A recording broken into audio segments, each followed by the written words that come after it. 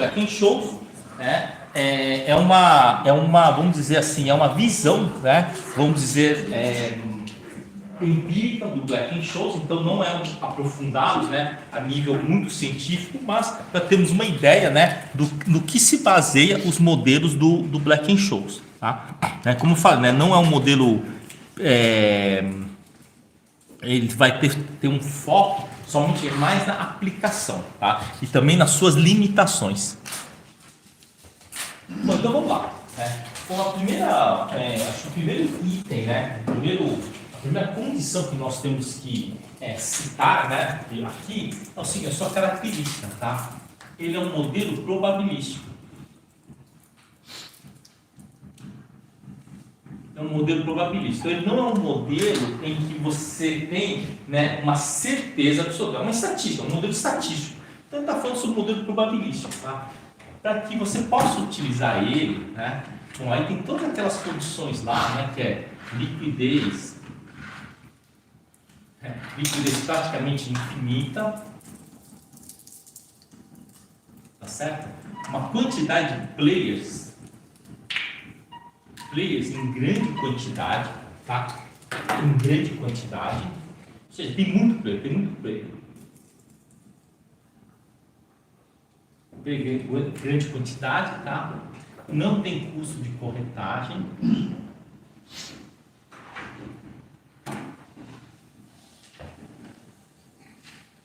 Tá certo? E não tem dividendos. Então, essas são as condições elegíveis para que você possa utilizar o modelo do Black-Scholes.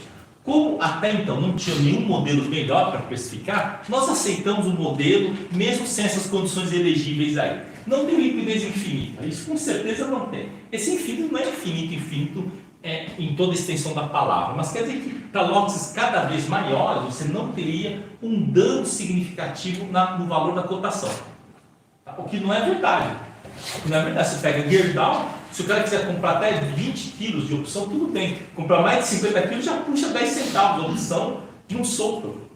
Então não funciona isso daí, não vai funcionar. Mas assim, mais ou menos, você tem uma noção de risco, de se a sua operação é boa ou é ruim, acho que faz sentido.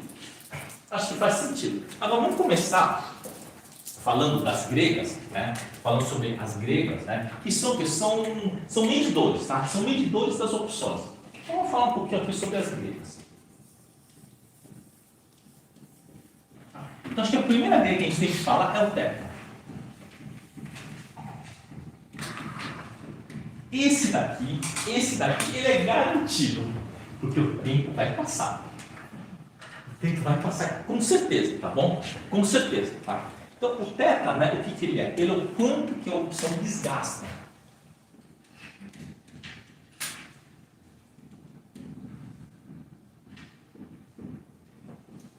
Então, desgasta a opção. Então, em todos os livros, você vai ver lá que o θ de uma opção é sempre negativo. Por quê? Um contrato longo vale mais do que um contrato curto. Então, à medida que o tempo vai passando, vai se desgastando. Só que isso em todos os lugares do planeta, menos no Brasil. No Brasil, uma opção bem dentro do dinheiro, uma put bem dentro do dinheiro, ele tem um θ positivo. Ele tem um θ positivo, né? Você comprar uma put de 150 da bola, está R$22, né? Bola está 112. Então, nós estamos falando aí de 16 de valor intrínseco negativo. Então, isso existe, não tem lugar nenhum, mas só tem no Brasil. No Brasil existe isso daí. Então, θ é o desgaste da opção. Então, todo dia que vai passando, você tem lá um certo desgaste. Tá? Bom, então, isso daí acho que não tem muita dúvida, é bem tranquilo. Ele é um número que aparece lá. Como é que você pode medir esse desgaste mais ou menos? Mais ou menos. Você pode fazer o seguinte, você pega uma opção, um ativo que está R$15, por exemplo. Aí você vê quanto vale a opção do 15 hoje. Se daqui a alguns dias ele estiver mais ou menos no 15, é só você ver o quanto desgastou. Tá, então vamos supor que você pegou a opção que estava valendo 1,10, aí passou 3 dias, o papel está mais ou menos no 15, está 1,04.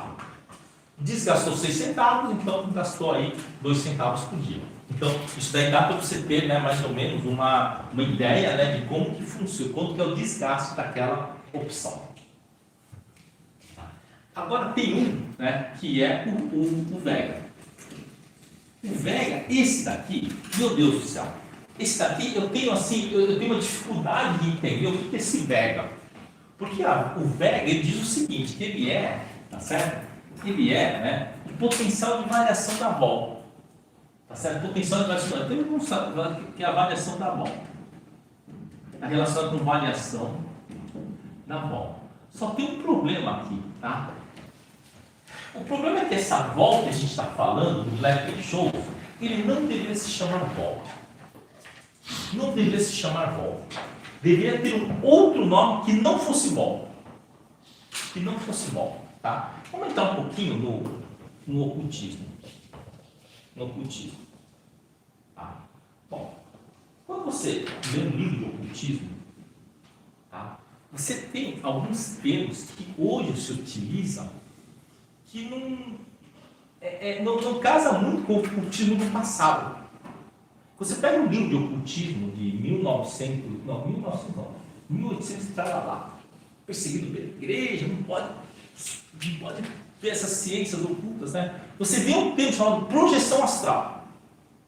Você vê esse termo, projeção astral. Então, você tem lá, né, o seu espírito está projetado na 4ª projeção astral, na 5ª projeção, você tem esses termos aí.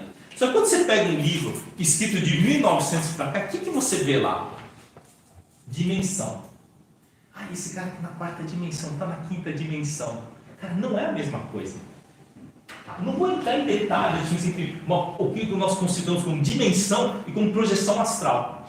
Tá? Mas veja que, no mínimo, essa linguagem que se mudou pelos livros de ocultismo gerou aí bastante confusão. Então o cara fala assim, então a 4ª dimensão, então tem comprimento, altura, largura, e tem uma outra 4ª, e a 5ª dimensão, e a 6ª dimensão, e aquele cara da 7ª dimensão que aparece no Superman, né, tem um cara chamado Missuplite, o cara viu da 7ª dimensão. Então isso daí é um problema, isso daí.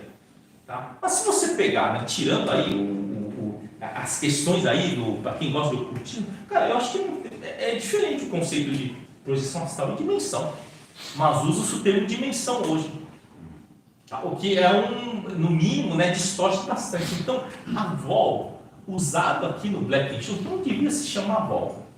Podia ter um outro nome. Porque, para mim, a volatilidade, o que é? O que é um negócio volátil? É um negócio que oscila. Então, está mais relacionado com oscilação. Não está relacionado com uma medida, né, de precificação. Vamos pegar algumas coisas que são altamente voláteis. Né? Então, vamos pegar assim, altamente voláteis em termos de porcentagem. Uma lata de Coca-Cola. Você consegue achar desde R$ 2,89 no supermercado até R$10 no restaurante. É imenso a oscilação dele. Agora, se você pegar, por exemplo, um carro, qual que é a oscilação que tem? Qual que é a volatilidade do preço de um carro? Ele é baixo. Dificilmente é muito mais baixo que 15% da tabela FIP e muito mais alto do que 5%, 7% da tabela FIP. Tá? Se tiver 30, 40% abaixo da tabela FIP, você já fica desconfiado, né? Algum problema tem. E se o cara que vai vender também, se ele colocar muito mais de 5, mesmo que ele seja um pouquinho acima da tabela FIP, ele vai ter que convencer o cara, olha, meu carro foi super bem tratado, ele fez todas as revisões, ele vai ter que dar um argumento para você poder levar. Tá? Então, agora falando sobre a vol, né? Um negócio complicado quando você usa o termo Vega. Então, o Vega, o que ele é? É o quanto varia a opção em função da variação de vol. Mas vamos fazer o seguinte, vamos primeiro então separar, tá? O que é uma vol histórica, tá certo? Então, esse daqui está relacionado com a oscilação. Aí é oscilação, tá? E o que é a chamada vol implícita?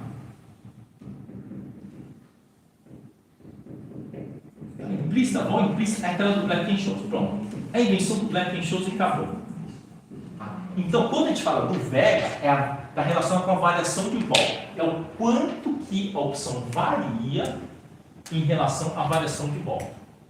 Então, se a vol implícita subiu 1%, vamos supor que o vega é de 3 centavos. Ele subiu 1%, vai ganhar 3 centavos lá na sua opção. É isso. Agora, por que muita gente monta operações do tipo um booster, mesmo que todas as medidas em conta? Você fica exposto em vol, exposto em vega, exposto em escambau a 4, né? E por que o cara monta essa operação? Por que um booster dá tão certo? Mesmo você com vol contra, né? Vega contra, delta contra, o escambau contra. Porque tem uma coisa que é muito poderosa. O teta. O teta é o mais poderoso que tem. No longo prazo, quem vence é o teta. O teta, ele vence qualquer movimento, exceto movimentos muito ferozes em pouco tempo. Mas, em geral, o teta, ele vence tudo. Tá? Então, o vega é isso, quer dizer, o quanto varia a vol, né, ele vai te dar o quanto que ele vai ganhar, né, com a variação de vol. Tá? Depois a gente vai pegar um exemplo prático disso daí, para a gente aprender a ler um mapa, né, de uma estratégia. Tá? Mas, no final das contas, isso daqui ele é probabilístico. Não adianta a probabilidade de dar errado ser 1% se der errado. Não adianta. Pode ser 1%, der errado. Tá? E tem umas outras coisas que as pessoas esquecem na estatística. A estatística tem determinados princípios. E um dos princípios é que a sua volatilidade, o seu desvio padrão seja pouco relevante perto da média. O que quer dizer isso? Se sua média é 30 e o seu desvio padrão é 3, faz sentido. Mas será que faz sentido eu falar assim, olha, a sua média é 10, mas o seu desvio padrão é 20? Ou seja, imagina, o 10 é o preço do meu ativo. Ele pode valer 30 ou valer menos 10?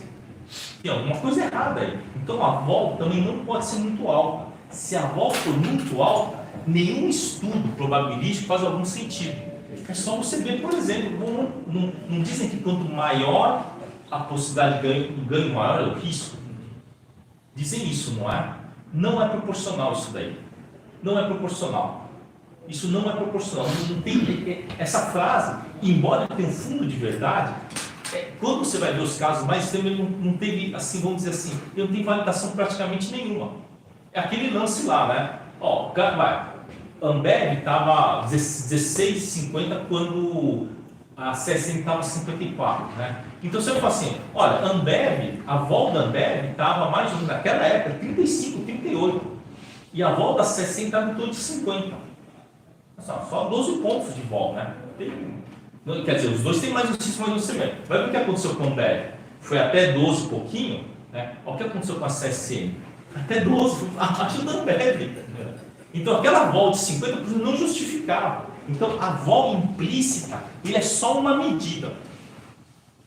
Ele não quer dizer nada em relação ao verdadeiro risco daquela operação. O que ele te dá é o seguinte: como é que funciona nas tesourarias? Como é que eu falo assim? Você vai lá, pede o preço. Ou me vende essa opção. Qual que é o seu preço? O que ele faz?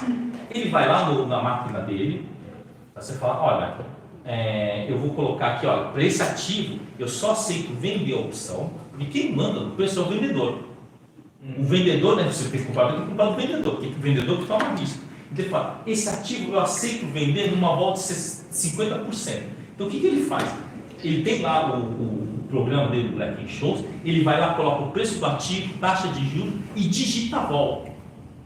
Por quê? Porque o chefe dele falou, acima de 50 você pode vender a vol. Abaixo de 30 você pode comprar. Então, isso quem determinou não foi o chefe dele. Foi o quê? Foi uma determinação corporativa. Não foi uma determinação de mercado. Agora, se você vai lá pedir preço, você aceitou fechar, comprar na volta de 50, isso é um problema seu. Não está dizendo que aquilo é o preço justo. Então, a vol implícita, tá? A vol implícita, cuidado, que ele não é do sistema, ele é exógeno ao sistema. Ele é exógeno ao sistema. Então, ele não significa nada, porque alguém lá fora, né, vai colocar a vol. Tem um caso, né, esse caso, aliás, esse é um caso clássico, eu já contei mais de 30, 40 vezes, ou 50 vezes, sei lá, mas eu conto ele de novo. Tinha uma operação muito boa, que é uma operação muito boa, que nós vendíamos uma opção da Vale e comprávamos duas lá para cima. Tá? E essa operação da Vale era essa. Você vendia aqui, vou até colocar, né? Só espero que ele não esteja assistindo. Tá? Essa daqui. Essa operação aqui, tá? Então essa operação aqui, por muito tempo, já tínhamos parametrizado que acima de 60 centavos, ou seja, você vendeu uma da B com a empresa, comprou duas da E com a EPC, podia ser A com B, C com qualquer um. Né? Acima de 60 centavos valia a pena você montar. A gente já tinha tido, desculpa, era 45, desculpa, 45. 60 era do 40 com 44. Então já tínhamos feito isso daí, tá? E aí, claro, né, teve uma vez, então a vol nessa época era 45, 43 da Vale. Tá? Essa aqui era 45, 46, essa aqui era mais ou menos 39, 40, então recebi aqui, né, 45 centavos. Tá? E o papel, num dado momento, o papel estava mais ou menos R$40.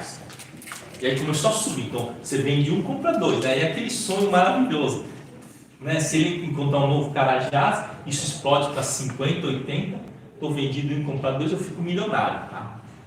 Mas isso nunca deu certo. O que aconteceu é o seguinte: como isso aqui tinha uma vol mais alta, você vendia isso e comprava dois desses. Então eu recebia 45, 47, só que você tinha tirado dinheiro do mercado. Quando o mercado cai, o que acontece? Esse cara que vendeu a R$2 cai muito rápido para 1,60, 1,50. E esse que tinha pago aqui 80 centavos, ele caía menos, caía para 77, 72, então a gente recebia 45 e saía pagando lá uns 25, né? Aí aconteceu o seguinte, teve um dado mês, né, aconteceu o seguinte, a Vale estava 40, aí o mercado subiu, então isso aqui começou a dar calor, né? E esse subiu muito pouco. Subiu mais um tanto e esse subiu muito pouco e chegou uma hora que estava dando mais ou menos, recebia 60 centavos para entrar. Eu falei, não, nunca aconteceu isso, tem alguma coisa errada aí, né? Não dava para receber 60 centavos, porque isso é o máximo que a gente tinha conseguido. Então a gente recebia no 40, aí o que aconteceu? Deu ali, eu saí de tudo, olha, eu não olhava a vol, hein? Aí eu liguei com um amigo meu, né, um cidadão chamado Paulo Lagrota, ele atuou em trabalhos de comunidade física da XP, né, ela é brother meu faz muito tempo. Ele falou, essa vol aí tá 32. Eu falei, pô, mas, cara, veio de 42 para 32, assim, tão rápido, é a vol que tá aí. Eu falei, acho que eu fiz bem em sair, porque eu não sei o que vai acontecer com isso daí. Né? E aí o que aconteceu? O mercado continuou subindo, né? Esse cara dando calor e esse cara valorizando muito pouco. Teve um dia tão absurdo que um ativo, papel, subiu 30 centavos e esse daqui ficou parado. Sendo que ele era 2 milhões, devia subir pelo menos uns 10, 12 centavos, né? A gente não sabia o que estava acontecendo. Eu já estava fora, tinha perdido uma graninha, eu estava ganhando, né? Entreguei e fiquei com um lucro bem pequeno e eu caí fora. E aí os meus amigos continuaram aumentando, né? Estava recebendo 60, assim, eles continuam aumentando. E aí, quando chegou no último dia, antes do vencimento, tinha que pagar tipo 1,10 para sair dessa operação aqui. E os caras com um lote gigantesco. E aí quando foi pro exercício, era na segunda-feira o exercício, não tinha liquidez, eles começaram a ter que vender esse cara aqui, né, e comprar esse cara. Aí o pessoal pagou 1,10, 1,15, até 1,30 para sair da operação. E aí até um amigo meu que é famosa essa frase, cara, eu fiz no dia anterior, eu vi que o máximo que podia perder era 300 mil, quando virou o dia eu estava devendo 1,5 milhão na corretora. Né? Tudo bem. Né? E aí você vai falar assim, aí, não, é porque a vol caiu muito, né? Então, mas como é que a vol pode ter caído se ele é exógeno ao sistema? Alguém fez essa vol cair. Aí depois de muito tempo, né, lá nas andanças lá na Faria Lima, Renato Paes de Barros, Rua Tabapuã, Joaquim Floriano, né? Quer dizer, naquela região lá onde estavam praticamente todas as corretoras, a gente estava lá meio que num happy hour lá da Alpes, lá não é happy hour não, os colegas lá de trabalho, estavam lá num bar lá, né, na Joaquim Floriano, lá perto lá da, deixa eu ver, Renato, perto lá da Bandeira Paulista, perto da Bandeira Paulista, aí batendo papo e tal, né? Aí, né, conversando, né, com os colegas lá, mas a gente já tinha descobrido o que tinha quebrado. Né? E aí começou a conversar e atrás ficar, poxa vida, eu que estava nessa posição aqui, eu estava vendendo, nossa, cara, demorou, aí o cara falando, cara, demorou quase que, cara, demorei 1 mês e meio para vender essa opção aí. O que aconteceu? Tinha um cidadão que tinha feito o seguinte, o chefe dele mandou comprar 5 milhões de vales, era vale 5 na época, 5 milhões de vale, e ele falou o seguinte, olha, para cima você pode vender a qualquer preço. Então o que o cara fez? Bom, para cima eu posso vender a qualquer preço, e o cara, não vou dizer que ele era preguiçoso, mas ele tinha mais o que fazer. Então quer saber? Olha, vou fazer o seguinte, estamos agora em março, né? Estamos em março. Eu acho que a Vale vai subir. Ele fez o seguinte, colocou um lote, vendendo 5 milhões, tá, da Vale F46, tá, lá no, não sei se era 1,10, 1,20, alguma coisa assim, tá? Só que fosse 1,20, vai. Ele deixou 5 milhões vendendo lá. Qual que foi o raciocínio dele? Pessoal, meu chefe mandou comprar no 40, eu cumpri a minha parte. Ele falou, acima do 40 vende a qualquer preço, o que der para vender, tá bom, porque é uma posição de tesouraria mesmo, de um grande fundo. Então, para esse grande fundo, falou, olha, ele tinha que manter essa exposição, mesmo, o 43, o que vender tá bom, E aí ele pegou e falou, não, vou concentrar tudo nesse daqui, porque era a única série que estava aberta. Eu vou deixar os 5 milhões vendendo aqui no 2020. Aí o que começou a acontecer? Só que 5 milhões em 2007 era muito. Não tinha tanto gamer.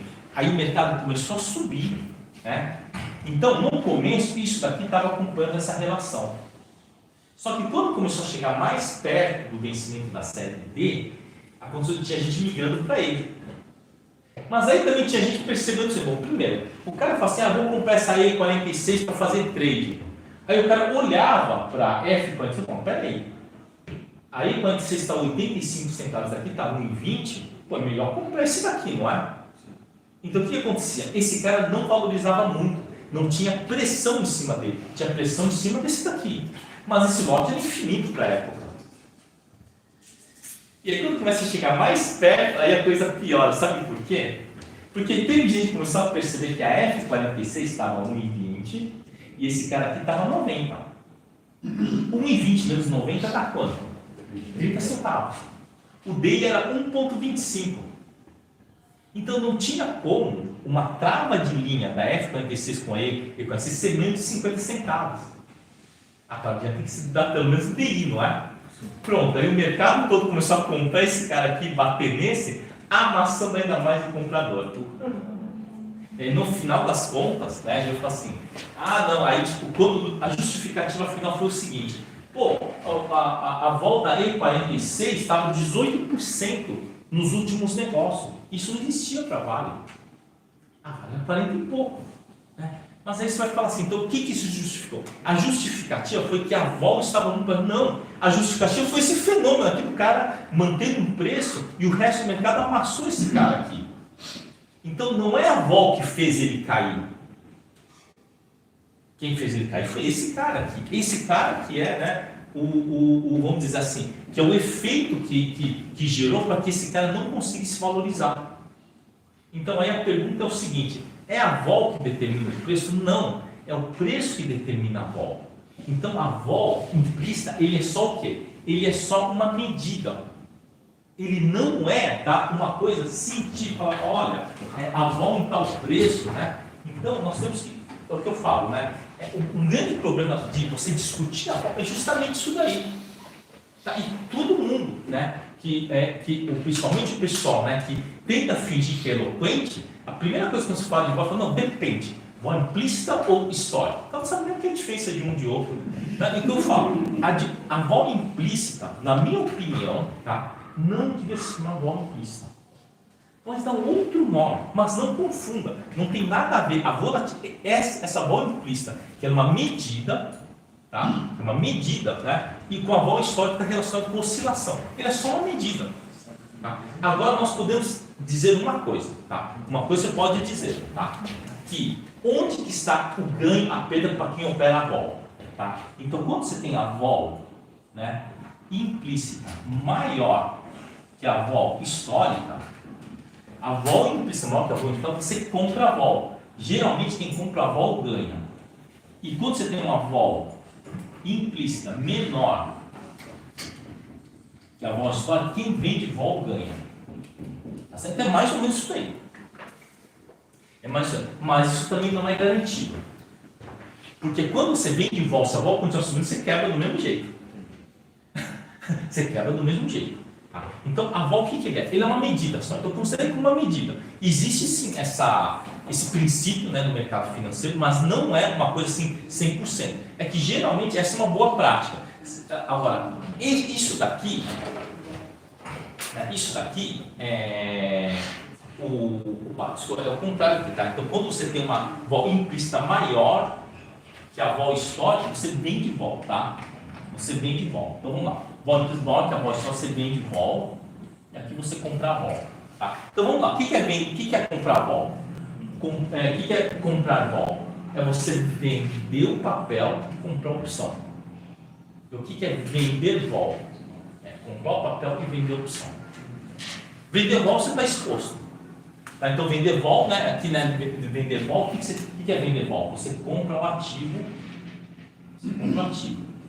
E aqui você vende o ativo e dá o delta na opção. Tá? Você vende o ativo. Então, basicamente, né? É isso aí. Tá? Só que não são operações que eu curto muito. Mas, então, só para deixar claro que a volatilidade, ele considera ele como se fosse uma medida. Mas ela não é uma medida que determina a opção. É o preço da opção que determina. Que esse foi, talvez, os primeiros questionamentos da teoria da binarização. Assim, para que você vai ter tanto medidor se isso não existe no mercado? Né? Para que você vai calcular o preço justo de uma opção se você vai no mercado e não é aquele preço? Tá? Não é aquele preço. Tá? Você vai lá, vai na loja física. Vai na loja física. Hoje a loja física é mais cara que na internet. Você chega lá, qualquer loja física lá, você fala assim, quero comprar um celular. No mínimo está 200, 300 reais mais caro que via internet. Não adianta você ter lá o preço, não, mas na internet eles estão lá. Mas se você quiser levar aqui agora, tirar da loja e sair falando, você tem que pagar isso daqui. Então a gente tem que considerar o seguinte, que a volatilidade, né, essa tal volatilidade implícita, ela serve para estudo e para ter uma noção. Então, se você tem uma opção que está com a vol implícita de 60%, 70%, você já sabe que ele não é para comprar. Muito mais de 30% já é uma vol cara. Então, quando uma vol ela é cara, ela tem um θ muito elevado. Tá? Então, fica somente como uma medida a mais. É uma medida que você vai dar uma olhada lá, certo? Bom, vamos lá. Vamos falar aqui sobre o Foucault. Uma vez a cada 10, 15 anos, quebra um monte de players. Tá? Em geral, a gente vai passar por isso, porque as nossas arbitragens são arbitragens temporais. Então, o Foucault, em geral, para nós, ele é a favor. Mas a maioria das pessoas costuma fazer algumas operações que o Foucault contra. Tá? Então, o Foucault ele está relacionado com variação de taxa.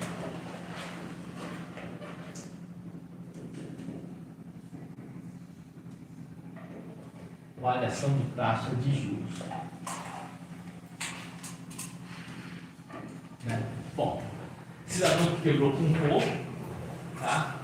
É famoso, ele é bem famoso, não está muito no meu meio, mas ele é famoso, fez vários estudos sobre opções, né? E aconteceu o seguinte, vocês lembram no dia que a taxa de juros, o Banco Central subiu de 26% para 50%? Teve um dia só que aconteceu isso, permaneceu overnight em 50%, acho que 2, 3 semanas, mas não faz mal, foi suficiente para quebrar todo mundo que estava exposto em conta. Então, qual que era o grande trade da época? Você comprava a Telemar, né, a opção da Telemar, comprava a opção lá do 34 e vendia duas do 36, ou comprava uma do 36 e vendia duas do 38. Essa operação é muito boa, porque o desgaste, o Telemar ficava 34,5, 35, o desgaste do 38 era muito maior. Então, você comprava uma da 36 e vendia duas da 38. Aí o que aconteceu? Quando o juros sobe, o que acontece? As opções sobem junto, não é? Então, se os juros de 26% dá 2% ao mês, 50% dá 3,5%. Dá 3,5%, certo? Então, quanto que é 2% sobre 36? 1,44. Tá? E sobre 38? É um pouquinho mais, tá? 1,50. Então, 2% sobre 38 dá 1,52. Então, quer dizer que, quando você comprou 1 e vendeu 2, você está exposto em um lote de taxa de juros do 38. Comprar um vendedor. Como a taxa de juros não muda, nunca acontece nada. No dia que aconteceu, o que foi? A 36, em vez de carregar 2% de taxa, que seria 76 centavos, passou a carregar 3,5%. 3,5%. Então, 2% sobre 36 dá 72 centavos de taxa. Né? E 3,5%, então dá 3,5%, vai dar dá mais ou menos aí 1,40 mais ou menos. Só que como ele estava vendido em duas opções do 38, aquilo que ele estava vendido também aumentou a taxa. Então subiu mais ou menos R$1,40 mais ou menos cada uma das opções. Você está vendido, comprado em e vendido em dois. Aqui você comprou, subiu 70 e poucos por cento, e o que você está vendido subiu 1,40 e pouco. Você está vendido dobrado, né? Então você perdeu 80 centavos na virada do dia, né? No lote de 300 quilos já viu o que aconteceu, né? O cara se quebrou lá, se quebrou, ele era médico, voltou a clinicar. Saiu do mercado, voltou a clinicar. Então, essas histórias nós vemos. Então, se for de década em década, quebra alguém, mas quebra feio o negócio. Mas é difícil de acontecer. Né? Na Inglaterra, né, quando teve o estouro lá da Libra inglesa, né, e teve o estouro da taxa de juros, quebrou meio mundo também. Quando você está comprado e vendido em dois, independente da trava que você faça, ou escambau, você tem risco o quê? De vega, que é mais difícil, tá? Não é muito fácil ter um produto tão grande de vega, e também de roubo. Mexeu a taxa de juros, você pode se machucar muito. Tá? A gente não vai entrar em detalhes de cálculo, tá? A gente vai, como eu falei, a gente pega uma estratégia e dá uma olhada na parametrização se aquilo está razoável ou não. Tá? É isso que a gente vai ver, tá? Bom, vamos lá. Agora o delta. O delta, esse daqui é mais fácil de entender. Tá? O delta é mais fácil de entender. É uma variação relacionada ao preço, né? Ele está relacionado com... Essas variáveis estão relacionadas com o quê? Com a mudança. Então, na mudança de vol, tá? O vega mostra a mudança de vol. Tá? O θ mostra o desgaste, ou seja, a mudança do tempo, né? Passagem do tempo e desgaste. O delta está relacionado com a variação, tá, do ativo, do preço do ativo. Então tem até uma brincadeira lá que eu falo, né? Fala assim, aprenda a calcular o delta em 1 segundo. Tá bom, tem um vídeo, né, na internet que fala assim, ensina você a congelar água em 1 minuto, né? E aí o cara pega, toca um bastão, né, numa coisa que parece água, e ele congela, ele solidifica. Né? Então com certeza aquilo não é água, né? Aquilo não é água, né? Aquilo lá é acetato de sódio. Acetato de sódio tem aparência cristalina, aí quando você resfria ele, devagarinho ele parece que continua no estado líquido. Aí quando você toca um bastãozinho, ele solidifica. Isso aí é armação, Esse tipo de coisa geralmente é armação, né? Geralmente não existe isso daí, tá? Bom, mas calcular o delta em 1 segundo é fácil, isso é real. Então vamos lá, você tem um ativo que custa... O que é o delta? É uma variação está relacionada com a variação do preço do ativo. Então, quando a opção mexe, quando o ativo mexe um determinado valor. Então ele está relacionado com uma taxa de variação. Ele está relacionado com o conceito de derivada, tá? Ou taxa de variação.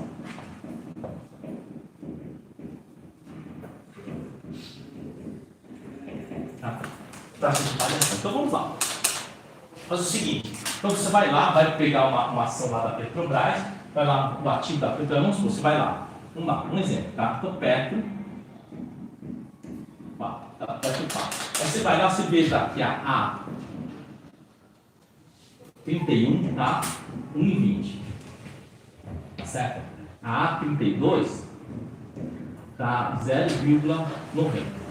Então agora, né, depois que já escrevi isso, vamos calcular o delta em 1 segundo, né? Subtraindo do outro dá 30 centavos. Esse é o delta. Esse é o delta. É o delta da A32. A ideia é mais ou menos o seguinte, né? O quanto que essa A32 varia quando o papel sobe, quando o papel varia. Então, se o mercado subir, o papel está, sei lá, 30 reais aqui. O papel está 30 reais. Então, está 30 reais, a A31 vale 1,20 e a A32 vale 90. Se o papel subir para 31 reais, o que acontece com esse cara aqui? É mais ou menos razoável que isso aqui valorize, né? O valor próximo a esse. Então, isso aqui é mais ou menos o cálculo do delta, você olhando direto no ativo. Tá certo? Isso é um delta empírico, não é o delta do Black-Scholes. O delta do Black-Scholes é um trombolhão, é uma quantidade de cálculos e derivadas que tem lá o seu método. Mereceu o prêmio Nobel, pronto. Agora, para operar, para você ter uma noção do que vai fazer. E se aqui não for, aqui no caso é 1, né? É R$1, sem problema. É R$1, fica fácil, subtrai um do outro, né? Mas se, por exemplo, você tiver isso daqui, olha, um exemplo aqui, né? Vai, a A305 está 1,20 e a A31310 está 0,99, por exemplo. Tá, isso daqui. Então você vai ter que fazer o cálculo. A diferença aqui é de 50 centavos. Então você vai fazer assim, ele é uma taxa de variação, não é? Delta é uma taxa média de variação. Então, a taxa média de variação, então aqui, ó, qual que é a variação da opção? É 21 centavos, não é isso? Daqui para cá variou 21 centavos. E quanto que variou aqui o valor? De 30,50 para 31. Então, variou 50 centavos o valor do papel. Então, ele vai dar 0,42. Esse é o delta.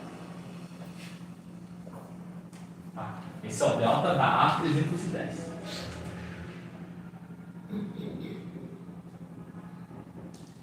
Então, o delta é isso daí, ó, é para você ter uma ideia de quanto varia, né, aquela opção em caso da variação de R$1, de 30 centavos do ativo. Então, se o seu delta é de 0,30, quer dizer que se o ativo variar 10 centavos, a opção vai variar 3 centavos. Tá? Aí vem a seguinte pergunta, tem gente que fala, pô, opção, mas eu comprei essa opção aí e a ação já subiu R$1 e a opção nem valorizou. Então, bom, primeiro tem dois elementos aí fundamentais. Você está na operação, então já não vai dar certo. Sim, tipo, 95% dos casos essa justificativa serve, né? A outra é o seguinte, é o teta. O teta, ele é devastador nas opções fora do dinheiro. Ele é devastador. O teta é devastador. Então, quando você tem um teta, né, cara, o teta ele é devastador. Ele destrói tudo, mas tudo, em toda a extensão da palavra. O teta ele destrói tudo. Então, isso aí é o conceito do delta. E, finalmente, você tem o gama. Tá? Tem outros vendedores aí, que o pessoal gosta de falar, né? Poucos, tá? Poucos, né? Eu acho que o único cidadão que fala efetivamente sobre as derivadas superiores, né?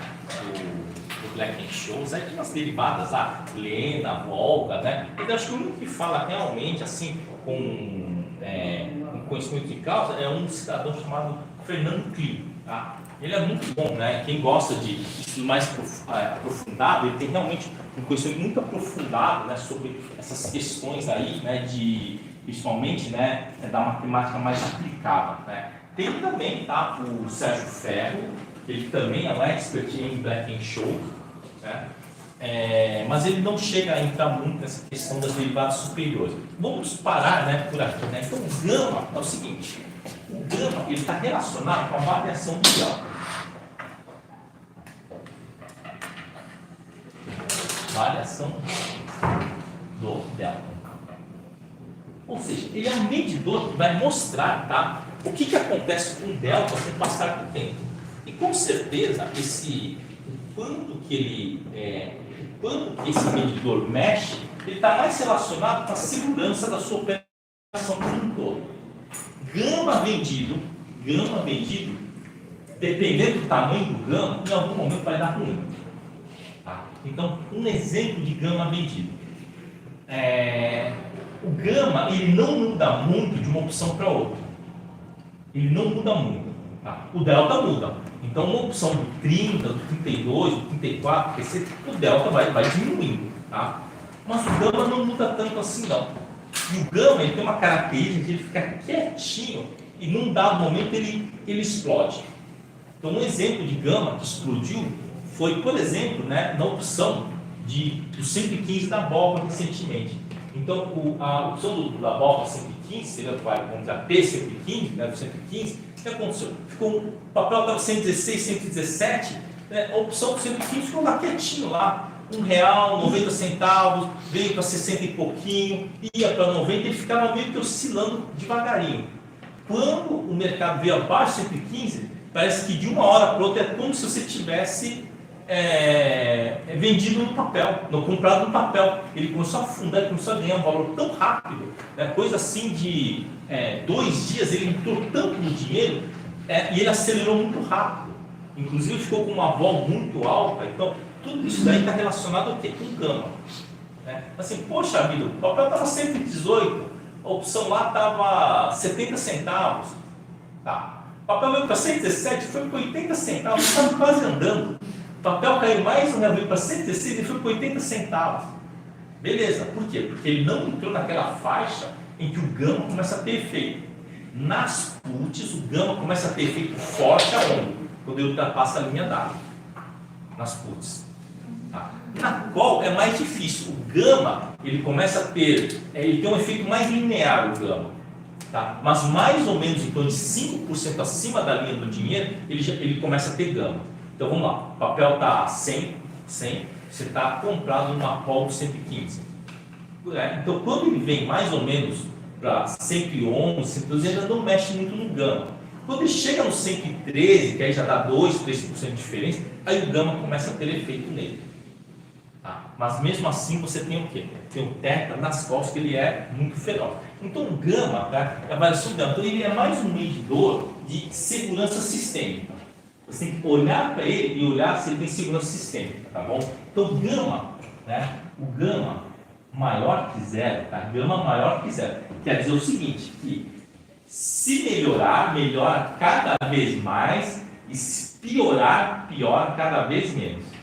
Tá certo? Então melhora cada vez mais e piora, quando está piorando, né? Piora cada vez menos. Então esse é o conceito do gama, tá? Do gama positivo. E quando o gama está negativo, como o gama está negativo, aí é diferente. Quer dizer, vai ficar cada vez pior. Piora cada vez mais. Piora mais e melhora menos. Então, quer dizer, se continuar naquela direção, ele piora cada vez mais e melhora cada vez menos. Então, acho que essas interpretações do gama, do teta, acho que isso que é importante.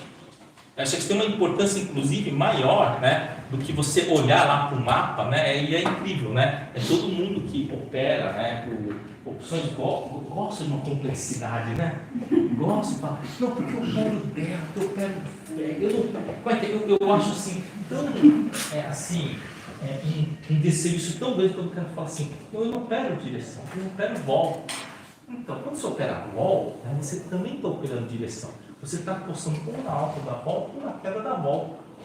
Tá? Quando você fala assim, olha, eu estou operando, eu opero taxa de juros. Não importa a direção do mercado, então quando você opera taxa de juros, você está operando uma arbitragem de taxa. Você também está operando o quê? Uma abertura de curva, um fechamento de curva. Você está vendido e comprado em outro. Né? O milho é a mesma coisa. Assim, aqueles caras que estão falando assim, eu opero milho, eu não opero direcional. Ano passado teve uma cooperativa aí no Paraná que quebrou operando milho. Chamando ajuste, a curva começou a abrir, o cara quebrou. Né? É comum isso daí acontecer, tá? Deixa eu mudar aqui o local. Opa, ajuda aqui, vamos ver aqui. Mas daqui é uma tecnologia antiga. Vamos ver aqui, deixar aqui. Então.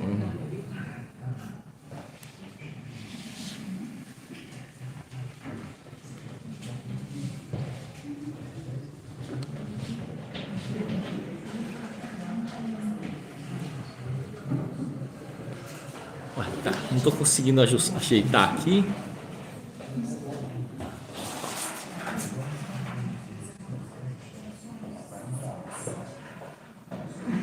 Agora acho que deu para ajeitar aqui. Deixa eu ver aqui o que o pessoal está falando aqui. Deixa eu ver aqui. O pessoal aqui, né? Tá, então vamos lá, né? Continuar aqui. Tá. Então vamos lá. Então, suponha que você tem a seguinte situação. Você tem lá um mapa, tá? Um mapa, você montou lá uma estratégia, tá? Então, é o seguinte. Em relação às plataformas. Em relação às plataformas. Tá? Então você tem aquelas plataformas de ensaio. Então, como é que tem que ser feito a operação? O caminho da determinação da estratégia funciona assim. A plataforma não vai te trazer estratégia. A plataforma, ela vai te dar, né, uma noção se a sua estratégia é boa e se probabilisticamente ela pode dar um problema muito grave. É isso que ele vai te mostrar. Tá? Tem um exemplo, né, que é um exemplo também que deve ser adotado. Tá? Então vamos lá. Né? Vocês já devem ter ouvido falar na relação de ordem. Relação de ordem.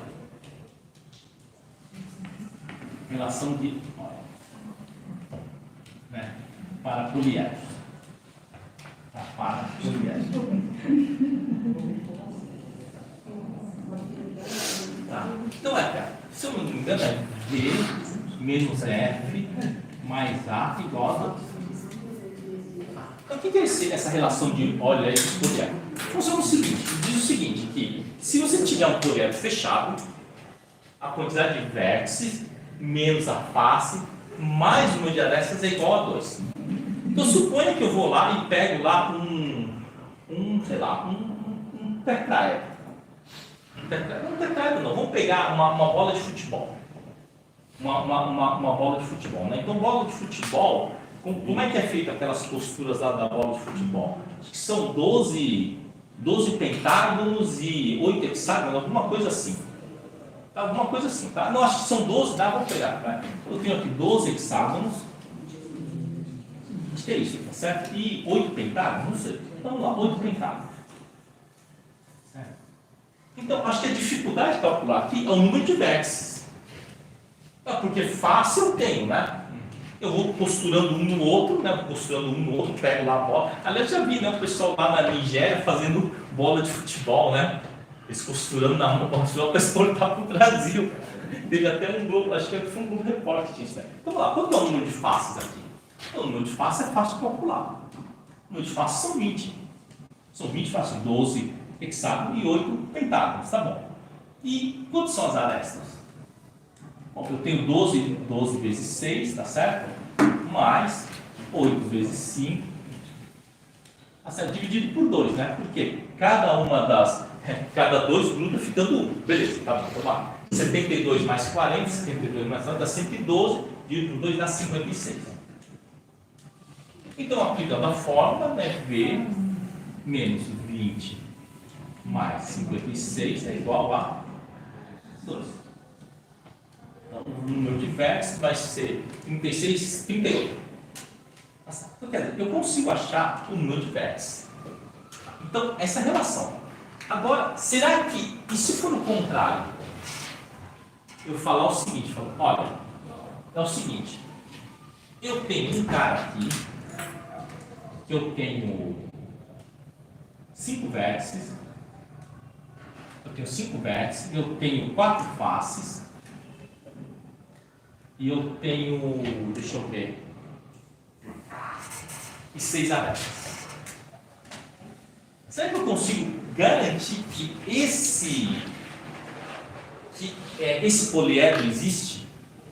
Será que esse poliedro existe aqui? Será que está certo isso daqui? V menos A mais F sobre V, que é 4, 6. Quantos vértices são? Deixa eu ver. Nossa, até eu me perdi aqui. São 4 vértices. São 4 vértices. Tá certo? Então, será que eu consigo achar esse poliedro aqui? Esse poliedro ele existe? Eu não sei se ele existe. Mas ele obedece isso aqui, olha. V, né? Vértice, então 4 menos 6 mais 4 dá 12. Mas será que isso aqui existe? Dá para você imaginar um poliedro com 4 faces ser o quê? Não, não dá, né? Não dá para ser 4 quadrados. 4 quadrados não se encaixa. Não se encaixa 4 quadrados. Tá? Não, existe. Isso aqui existe porque eu imaginei na cabeça e ele existe. Mas se eu tiver, por exemplo, e se eu tiver uma mudança? Isso existe porque isso aqui é um tetraedro. Tudo bem, isso aqui é um tetraedro. Ação que é um tetraedro aqui, né? Beleza, mas isso aqui é um tetraedro e ele existe. Eu sei que ele existe. Mas se eu mudar isso daqui? Então vamos lá. V menos F, né? Então quer dizer que V que é 4 menos 6. E se eu mudar isso aqui para 8, né? 4 faces e aqui 10. Será que isso aqui existe? 8 vértices, 4... Não, peraí. Se tem só 4 faces, não dá. Só 4 faces não dá. Como que um negócio de 4 faces pode ter tantas arestas, tantos vértices? Isso aqui não existe. Entendeu o que eu quero chegar? Então tem que tomar cuidado com o caminho que você toma. Aqui, isso daqui é empirismo polimétrico malaio. Você está olhando isso daqui. Você está olhando uma realidade e confirmando, né, a tese, confirmando o teorema. Quando você parte do teorema, forçando aqui, pode ser que não exista. Tá? Então vamos pegar um exemplo também, que você cuidado com que o perigo do mercado financeiro são as armadilhas que nós criamos. É nós que criamos a armadilha. Então, quer ver um exemplo de armadilha que nós criamos? Esse exemplo é bem clássico, tá? Tem praticamente todas as aulas, né, de introdução a derivativos meus. Tá? Isso daqui. Então, você tem aqui uma anticlepsida aqui. São 2 cones, tá? Devia estar alinhado, tá? Então, a gente sabe o seguinte, que se você traçar uma reta paralela, um plano paralelo, eu tenho uma circunferência aqui. Eu tenho uma circunferência, tá? Se eu traçar obliquamente, eu vejo que eu tenho uma elipse. Aqui é uma circunferência, aqui é uma elipse. Tá? Se eu passar ele vertical, aqui, eu tenho uma hipérbole. Todos eles são cônicas, são curvas. Tá? E se eu passar ele aqui, numa diagonal aqui, mas passando por aqui, eu tenho o quê? Uma estrutura assim que chama de parábola. Tá? Então eu posso dizer o seguinte, que sempre que eu pegar e fizer uma secção cônica, eu tenho uma cônica. Tá? Um plano paralelo, oblíquo, e tem uma cônica. Pronto, isso daqui eu tenho cônica. Agora, a minha pergunta é o seguinte: será que isso é verdade? Sempre que eu passo uma secção cônica, eu obtenho uma cônica, uma elipse, uma circunferência, um hipérbole, uma parábola, né? Aparentemente ela é verdade. Aparentemente ele é verdade, mas ele se torna uma grande mentira, um grande absurdo, quando em casos extremos. E é no extremo que a gente quebra. Não é na CNTP, né? É no extremo. Então vamos lá. Então eu tenho aqui a mesma. Vamos supor que a minha anticlepsida, né? A minha clepsida, tá? Desculpa, não é clepsida, é uma clepsida, tá? Uma clepsida são dois pontos, tá? A minha clepsida seja finita. Se eu passar uma reta aqui, o que acontece? É um ponto, não é? Se eu passar uma reta aqui, a intersecção, se eu passar um plano aqui, a minha intersecção é uma reta. Aqui é um ponto. E se eu passar um plano aqui, na minha clepsida, é um conjunto vazio. Então, o que você está enxergando, né? O que você está pensando que é uma dessas coisas aqui, uma dessas coisas, pode ser isso daqui. Isso daqui é chamado, tá? Geometricamente tem um nome, cônica degenerada. Tá? E aí, quando é na sua ponta, é um trade degenerado. É um trade que só tem a perder. Então, cuidado, que se muito tem, você só tem a perder, você não tem a ganhar. Porque ele está aqui. Está nessas exceções que você criou. E por que você cria essa exceção? Porque você vai lá e força a barra. Você força a barra, tá? Você força a barra porque você quer o quê? Quer encontrar talvez um trade perfeito. E aí quando você força essa barra, o que acontece? A plataforma vai te mostrar um resultado. Ela vai te mostrar um resultado e esse resultado aí pode ser que não seja adequado, né, para a sua operação, não seja uma operação adequada. Então vamos pegar aqui, vamos supor que você já montou uma operação que funciona. Então a ordem, tá, tem que ser assim, tá? Tem que ser uma operação que funciona, um trade funcional, ou seja, você já sabe que funciona. E como você sabe que funciona? Observando. Então tem aquele grupo lá, tem um grupo que eu criei que é só para operar o quê? Hedge assimétrico de Ambev. Já sabemos quando não funciona, quando é muito. Só que na hora que você pegou aquele trade e colocou lá naquelas plataformas de ensaio, todos eles mostravam o quê? Vega positivo, delta positivo, gama positivo, escambau tudo positivo. Você achou que ia ficar rico com aquilo, mas tinha o seguinte: a partir de um ponto, quer dizer, ele era um trade limitado. Até 14,40 dava lucro. Muito abaixo daquilo começava a perder. Ele é um universo limitado. Na Petro, aí na Petro tem gente fazendo festa. Assim, putz, na Petro eu entrei e paguei esse hedge assimétrico de 1 para 1,2, entrei pagando 1,2, pagando 30 centavos, já está 70, né? Pois é, mas o que aconteceu com a Petro? Pô, quando ela montou, estava 30. E a Petro rasgou para 32, ou seja, entrou tudo no dinheiro e depois recuou. O que acontece quando ele vai e volta? A vol sobe. E como você estava comprado em vol longa, acabou que 30 centavos virou 70 centavos. Mas foi uma condição de mercado. A condição do mercado fez aquilo. Né? A expectativa era que até o final, aqueles 30 centavos ia virar 50. Inclusive está no grupo. Não, 50 você tem que sair. Não, foi para 80. Mas é porque teve alteração o quê? No mercado. Tá? Então, o que você vai ter que fazer quando você... Qual é a ordem? Tá? Ordem, você vai pegar um trade que é funcional e daqui você vai para análise na plataforma. Então você vai lá na plataforma, tá? De ensaio, tá? Pode ser OpLab, pode ser lá, tá?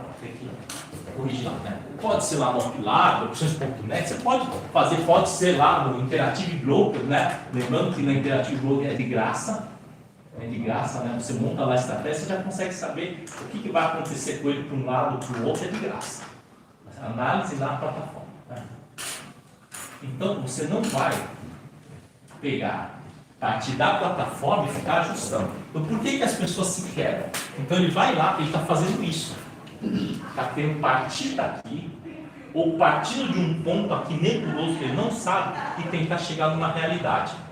Não, você tem que ir lá para o mundo real, pegar lá a plataforma, então você vai lá, tem um trade lá, você fala assim, ó, tem um trade que eu desconfio que pode ser bom. Você desconfia. Então, o que você vai fazer no trade?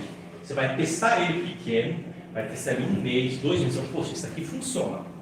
Tá? Então, isso aqui funciona. Então, eu vou pegar, caso eu quero fazer maior, eu pego um trade já funcional e vou lá na plataforma ver o seu VEG, o seu delta, o seu gama, e com aquilo ter uma noção de como que eu posso corrigir ele para melhorar. Então, por exemplo, uma coisa que nunca tinha sido feito antes eram os hedges assimétricos. Os hedges assimétricos do tipo 1 para 2, eles carregavam um θ negativo a partir do 12º dia antes do vencimento. Isso a gente nunca tinha visto. Como eu saía antes, não tinha acontecido isso. O pessoal que levava até o final geralmente dava certo porque tinha volatilidade envolvida. Mas no dia que deu errado, se quebrava. Então a plataforma tem que servir de uma estratégia que você já vê que funciona, e depois que funciona, aí você fala assim, então vamos dar uma olhada, analisar as gregas dele. Tá? Então vamos supor que você tem aqui uma posição, você foi na plataforma e ele te mostrou o seguinte. Aí então ele fala assim, olha, o θ dele pode ser em porcentagem ou então em valor. Então vamos supor que ele deu em valor numérico, tá bom? Então vamos supor que o θ deu R$200, tá certo? O Vega, né, deu R$70, deu R$70, vamos colocar o Vega maior, tá? Deu R$700, tá certo? O Gama, né, o Gama deu, o Delta aqui, deu R$300, né? E o Gama deu mais R$50. Então vamos lá. Então, o que nos diz esse trade aqui? Tá? Então vamos analisar o que é esse trade aqui. Tá? Então esse trade diz o seguinte, na sua posição global, tá? Se a vol mexer um ponto, você ganha R$700. Ou seja, você está comprado em vol. Certo? Vou colocar aqui menos, aqui, tá? Quer dizer, se a vol, então aqui vai por dia, né, perde 200, que é o θ. Tá negativo. Vega de 700, quer dizer que se há um ponto de vol,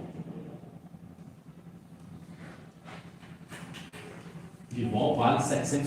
Então vamos lá. Vamos supor que a volatilidade implícita daquela posição, tá? Então, a volatilidade está de 25%. 25%. Quer dizer, se a vol se estressar mais, a vol for para 26 pontos, ou seja, 1% para cima, você vai ganhar R$700. Mas só uma coisa, isso não quer dizer nada. Sabe por quê? Porque você tem que ver como é que está a vol geral, tá? A vol daquele ativo. Se você fala assim, não, mas a vol está 25, vol é baixa, depende. 25 é uma vol baixa para CSN, mas é uma vol alta para Ambev. Então, até esse mapa você tem que olhar, né? Para Ambev, qual que é o preço da vol da Ambev subir 5 pontos? É muito baixo. Agora, se a vol da CSN tá 25 pontos, está barato, isso aqui deve dar grana, deve dar uma oscilada, você deve ganhar. Então depende do papel também. Tá? E o gama quer dizer o seguinte, ó, se gama é positivo, quer dizer, se começar a ganhar dinheiro, vai ganhar cada vez mais. Então isso aqui está ok. Gama está ok. Não é bom gama negativo, tá? Gama positivo, gama maior que zero, tá ok. Tá, beleza, ótimo. Tá? E o delta é de 300, quer dizer, se o mercado subir R$1, tá certo? Você ganha 300. É isso que está querendo dizer isso daí. É isso que diz esse mapa aí. Então você vê lá, ele pode colocar o desenho mais bonito que for. É isso que você vai ter que analisar quando você vai lá, você coloca na plataforma e ele vê lá, né, ele olhando para a plataforma, ele te apresenta esses valores aqui. Tá? Isso daqui, quando ele é perto de zero, também é bom. Tá? Não é bom ele ficar muito negativo. Tá? Não tem um parâmetro para isso, mas perto de zero ele é melhor. Isso daqui seria melhor ser positivo. Tá? Então tem que ter uma tendência aí, né? Tem que buscar, tá? Buscar θ positivo, tá? Delta, Vega, tá certo? E gama próximo de zero. Essas operações para nós é o melhor, né? Para ir carregando. Tá? Vamos pegar um exemplo aqui, a THL. THL. Em geral, tá? A THL, tem gente que pega e parametriza pela volta. Assim, vê quanto que é a volta da longa e a volta curta. É uma parametrização razoável. Tá? Então, na THL, em geral, o THL, os spreads calendários, né? Calendário, certo? Você tem que buscar que a volta curta, tá? Então, o spread calendário, né, você tem que buscar o quê? Né? A volta curta tem que ser mais cara que a volta longa. Volta curta tem que ser maior que a volta longa. Você vai estar comprando vol curta e comprando vendendo vol curta e comprando vol longa.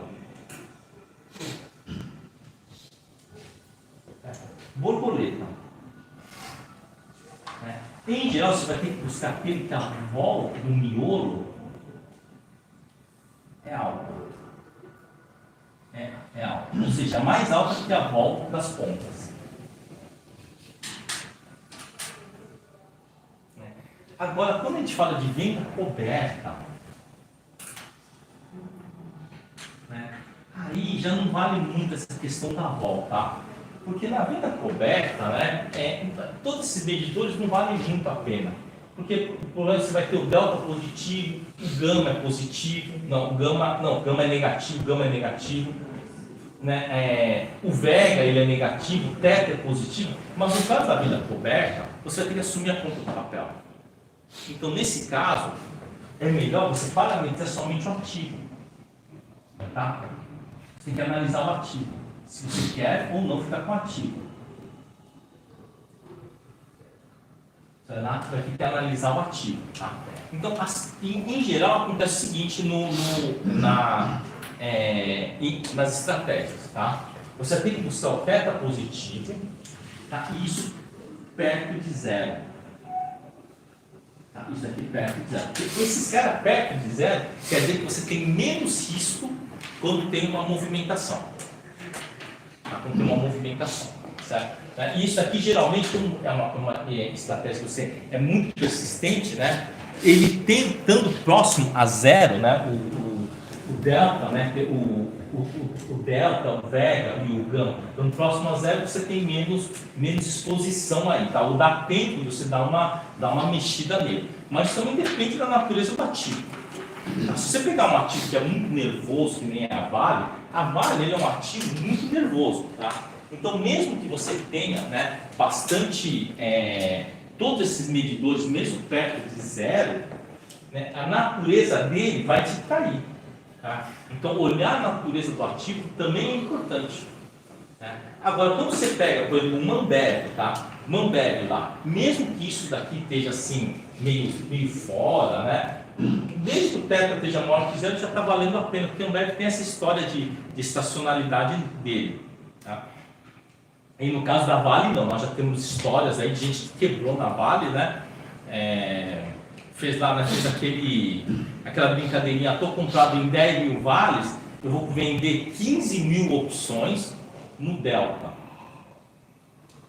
Não faz muito sentido isso daí, tá? Porque ele é um ativo que ele tem esse histórico, né, de movimentação muito forte. Então isso daqui só vai te dar uma ideia, esses mapas só te dão uma ideia do que é o ativo, mas ele não te dá como que está aquela situação do ponto de vista estatístico.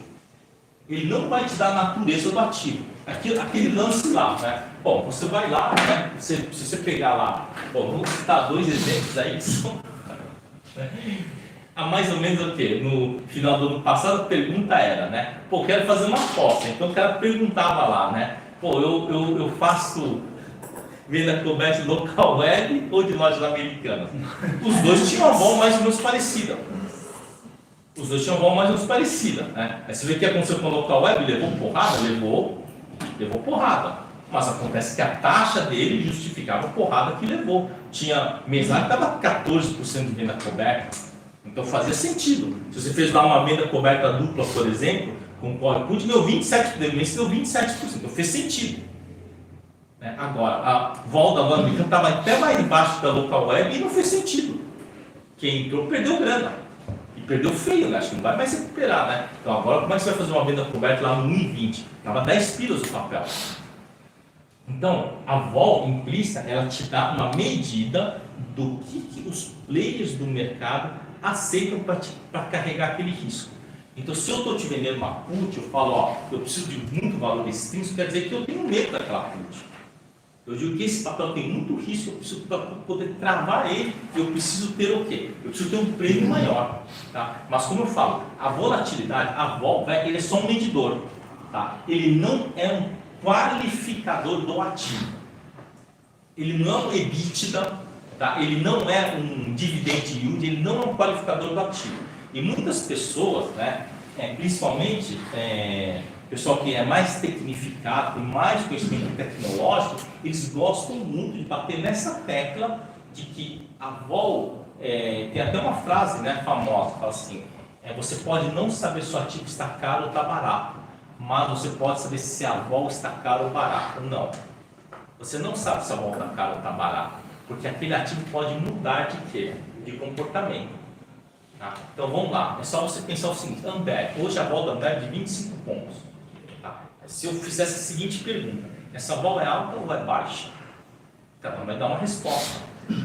Tá, mas aí vai ser, depende em relação ao quê? Em relação ao seu histórico, está altíssima, porque a vol da Ambev, ela não justificava o preço da Ambev. Então quando a Ambev estava 22, 23, a vol dele era de 12%. Você fazer uma venda coberta da linha d'água, dava 150, 180% do DI na linha d'água, hein? Qualquer ativo dá 300 do DI na linha d'água, a venda coberta. A Ambev dava só 150, 180 do DI. E mesmo assim ele caiu para praticamente metade do preço, né? Estava 25, 26, caiu lá para... Estava 24, 25, caiu lá para 12, 13. Né? Então a vol ela não qualifica o ativo. A vol ela só mede, naquele momento, o que os players querem. Então considere como um número. Somente como um número. Agora, na hora de se colocar uma estratégia que já funciona, você vai, quero aumentar o lote, eu quero ter aí uma alavancagem, na estrutura, seria bom dar uma olhada se você vê qual que é a fragilidade daquela operação. Então, no caso do hedge assimétrico, nós já percebemos o seguinte, o hedge assimétrico, quanto mais distante, né, são os dois strikes, né, mais do que 3, 4, 5, 6, 7%, nós sabemos que num dado momento o teta começa a ficar negativo. Nós já sabemos disso. Então é melhor você fazer de 1 para 1.3, 1 para 1.2, mesmo que seja mais difícil, né, ter um ganho muito grande. Quando você faz de 1 para 2, o que acontece? O mercado começa a subir forte, se arrebenta de ganhar, porque o delta dele é muito alto. O delta é muito alto. Tá? Mas isso aqui, como eu falo, serve o quê? Você tem uma noção de como que está a sua custódia. Tá? Quem tem uma custódia muito complexa, você consegue colocar lá no opções.net, um top lá, dá para você ter uma noção. Tá? Se isso estiver muito negativo, você pode ter certeza que é uma questão de tempo a estrutura se arrebentar. É uma questão de tempo. Quanto mais vai ajustar, mais ele vai se arrebentar. Então tem que olhar isso daqui. E daqui ele é o fundamental. Porque o restante você consegue ajustar vendendo straddle. Você vende straddle, compra uma put, vende straddle, compra uma call. Você consegue, mas isso você não consegue ajustar. Isso não consegue ajustar. E uma outra coisa que é muito importante é, deixa a sua custódia clean, fácil de você bater o olho e dizer o que está acontecendo. Porque quando a sua custódia está clean, está fácil de você entender ele, né? Em geral, quando ele dá algum problema, também é mais fácil de consertar. Tá? Eu vou falar isso, mas eu vou ganhar talvez o ódio dos vendedores de plataforma. Tá? Se você precisa de uma plataforma para controlar a sua posição já está ruim. É porque você já perdeu o controle sobre ela. A sua posição você tem que saber exatamente qual que é o ponto em que você tem que atuar com o hedge dual, qual que é o ponto que você tem que fazer um ajuste estratégico, tipo, agora inverteu a tendência, então deixa eu ajustar aqui para pelo menos manter o teta positivo. O teta positivo é fundamental para qualquer tipo de operação, seja como investimento, seja como hedge. Tá? Se ele estiver negativo, é uma questão de você ir moendo até arrebentar a custódia. E muitas pessoas não entendem isso. Não entendem isso. Porque quando você tem uma posição muito grande, com muitos ativos, às vezes tem algum ativo, algum derivativo, que ele não está sendo precificado no preço justo, porque não tem liquidez ou alguma coisa assim. Então, às vezes, a melhoria da posição pode ser uma melhoria virtual, que aquilo não ocorreu. Vamos supor que você tivesse vendido uma opção de 70 da BOVA. A BOVA estava 119 e veio para 111. Então, caiu R$8. Então, aquela opção de 70 estava, sei lá, 70 até 119, né? Então, nossa, mas estava 49, estava R$50. E agora está 42. Só que não saiu o negócio com 42. Então, você não sabe que melhorou aquilo. A plataforma não mostra. Assim, isso daí é um caso. Mas pode ser o contrário. Você vendeu lá uma de 70, lá um R$40, agora está valendo 50, só que você não está olhando isso na plataforma porque ele não precificou. E aí dá uma sensação, nossa, está a favor, porque o mercado subiu e eu estou ganhando. Às vezes você está perdendo também. Tá? Então, se você já perdeu o controle de sua posição, você tem que juntar todas elas numa posição. Tá? Então, vamos dizer assim, olha, jogo tudo, sei lá, fico tudo vendido numa 103 da BOVA, né, na call 103 e na put 117, por exemplo. Pronto, fixou isso daqui e em cima de cada um deles você começa a trabalhar, trabalha separadamente um lote. Eu vou fazer uma broken links contra a put vendida, vou fazer uma fly scaling contra a call vendida, e assim você trabalha separadamente o head dual dos dois. Tá? Então, né, isso aqui serve mais, como eu falei, como uma noção, né, de como que funciona, né, a estratégia, como que está funcionalmente a sua custódia ou a sua estratégia. Para estratégias mais básicas, né, isso aqui eu acho que já basta. Isso aqui já basta. Mas não leve em conta, né, aquele papo que fala assim, vamos vender essa borboleta, esse miolo, porque a volta está alta. Não, a borboleta, como que você ganha? Se você acertar um miolo, não é? Então é isso. Então, a aceitação é no miolo, né? O acerto do miolo, não tem a ver com a volta. Ainda porque, geralmente, quando as vols do miolo estão altas, as da ponta também estão altas. Então, você também vai pagar caro as pontas. Então, a borboleta, a parametrização via Black and Scholes não é o ideal. Não é o ideal. O ideal mesmo seria você ver dia a dia como é que funciona a borboleta, né? E aí, com base no seu histórico de observação, tomar a decisão se entra ou não naquela borboleta. Tá? Então é isso, né? Tomar um café, né, gente?